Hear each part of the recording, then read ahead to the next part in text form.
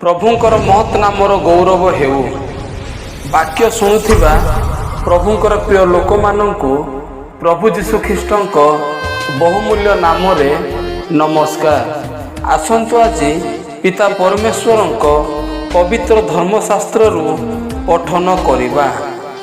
अहंकार आसिले लज्जा आसे, मात्र नम्रशील लोकठारे ज्ञान थाए। हितोपदेश 11 पर्वर 2 पद। वाक्य बुझिबा पाई, वाक्य अनुसार चलिबा पाई प्रत्येक प्रभु साहाय्य करंतु। एही वाक्य द्वारा आपण मानक परिवार को प्रभु प्रचुर भावे आशीर्वाद करंतु। धन्यवाद। आमेन।